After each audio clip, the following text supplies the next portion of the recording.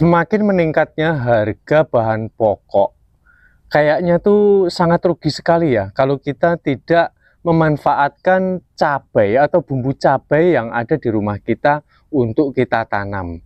Karena daripada kita membeli cabai terus-menerus, lebih baik untuk jajan anak. Nah, cabai ini dapat kita akali bagaimana cara kita menanam cabai agar dapat tumbuh dengan baik dan kita memetik hasilnya. Namun sebelum itu, jikalau ada pertanyaan terhadap saya, Bang, nanam cabai rawit sama cabai keriting itu lebih mudah yang mana? Jawabnya itu lebih mudah cabai rawit. Karena saya sendiri sudah praktek. Nah, ini yang saya tabur di atas ini adalah cabai keriting. Cabai keriting itu tumbuhnya lebih sedikit, juga lebih agak sulit ya.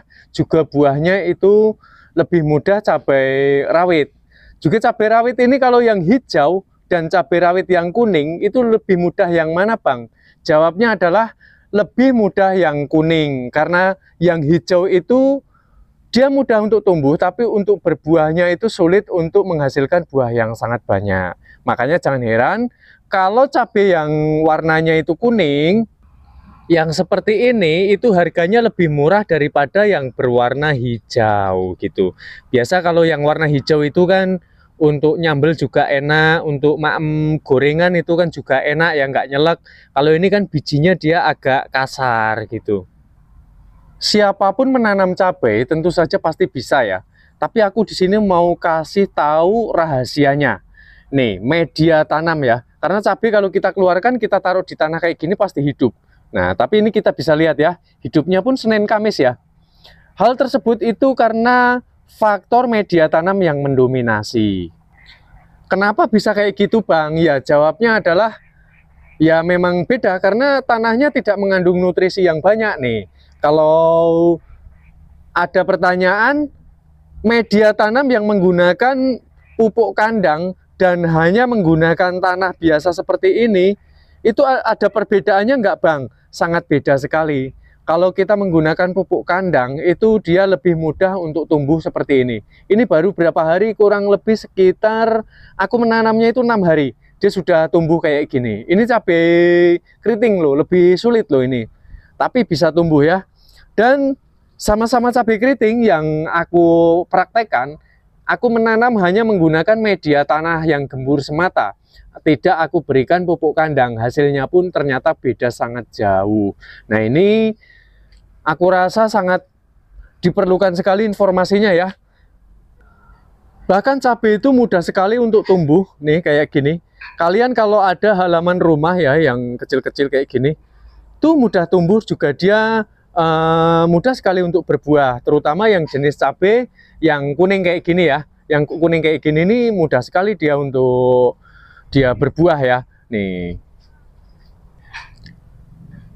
untuk menanam cabai dalam jumlah yang terbatas atau dalam lingkup kecil, apakah harus dijemur, Bang? Enggak juga. Tapi kalau untuk media yang sangat luas, saya anjurkan agar untuk dijemur terlebih dahulu. Hal tersebut supaya nanti bijinya itu tidak mengalami adanya penjamuran. Tapi kalau medianya cuma lingkupnya kecil, hanya di pot, hanya di samping rumah gitu, langsung aja dikeluarkan dan langsung disemaikan.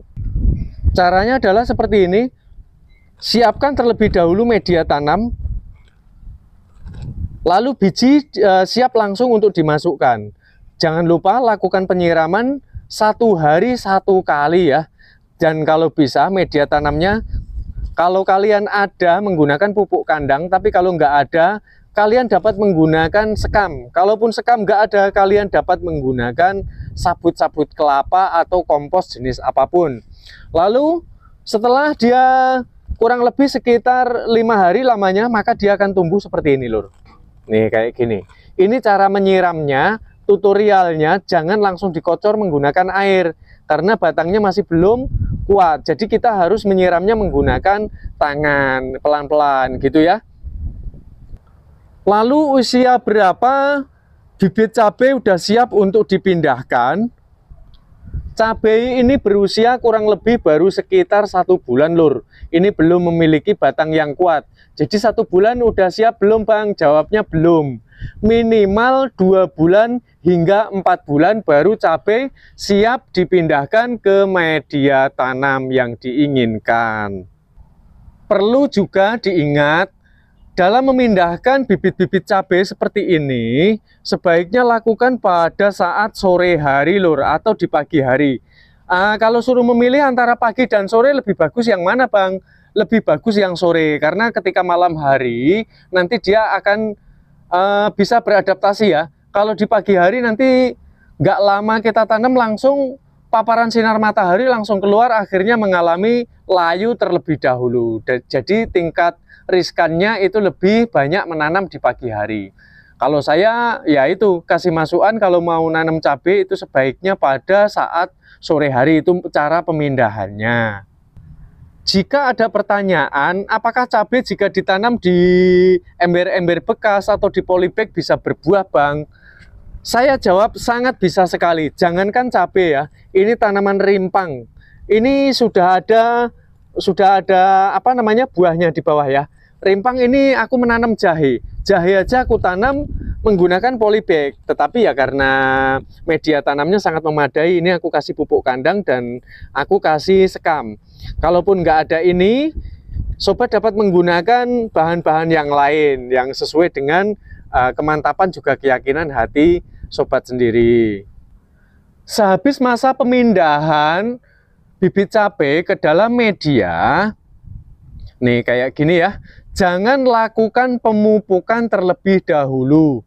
Hal yang terpenting yang harus dilakukan adalah menyiramnya secara rutin dengan cara menjaga kelembapan tanahnya. Itu pondasi utamanya. Karena nanti kalau baru kita taruh, hari ini kita pindahkan, besok langsung kita pupuk, bukan malah tambah hidup, tapi nanti malah tambah mati kayak gitu ya. Nih pada bolong-bolong ini kemarin itu di sini diserang semut, tapi ini sudah bersih ya. Semuanya juga ini sudah mulai berbunga. Tuh, udah ada bunganya ya. Bisa berbuah. Cabai di ember bekas pun bisa berbuah ya, apalagi kalau media tanahnya ini memadai. Ini aja hanya tanahnya hanya separuh ya. Dia sudah bisa berbunga kayak gini. Oh iya, tadi aku lupa kasih tahu caranya. Cara memindahkan bibit cabai kayak gini. Ini nggak sembarangan main cabut aja, nanti dia mati. Usahakan agar akarnya itu tidak terputus ya, seminim mungkin terputus. Maka lakukan ini langsung diambil sama tanahnya. Jadi pelan-pelan aja, usahakan akarnya agar tidak putus, dikempel-kempel kayak gini ya, dikempel-kempel kayak gini, baru nanti kita pindahkan. Kayak gitu caranya. Jadi harus berhati-hati sekali karena cabai itu sangat riskan sekali. Dia sekali stres sedikit aja dia langsung mati. Itu tanaman cabai. Nah ini kan apa-apa semuanya sekarang serba mahal. Ini kenyataannya juga pada hidup ya. Padahal ini hanya dari bumbu-bumbu dapur aku pergunakan ya.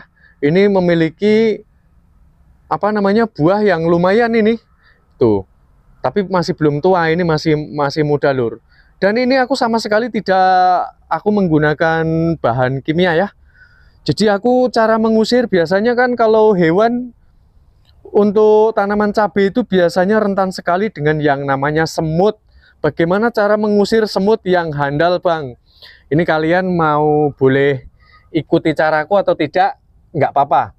Ini langsung aku kasih oli bekas, Lur. Aku kasih oli bekas tapi jangan sampai mengenai akarnya ya. Aku oleskan, jadi semut itu dia nggak berani ke atas. Sekalipun semut sudah ada di atas kayak gini, semut yang ada di atas harus kita usir terlebih dahulu.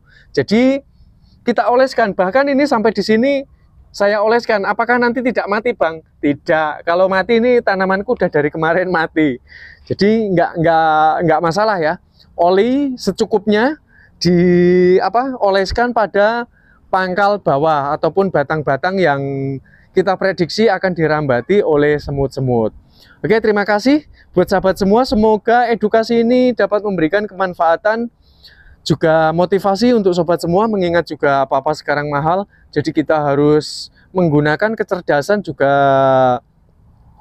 apa ya, kepandaian kita untuk menciptakan sesuatu yang dapat kita ciptakan di rumah kita. Semoga artikel ini dapat bermanfaat. Saya ucapkan matur suwun.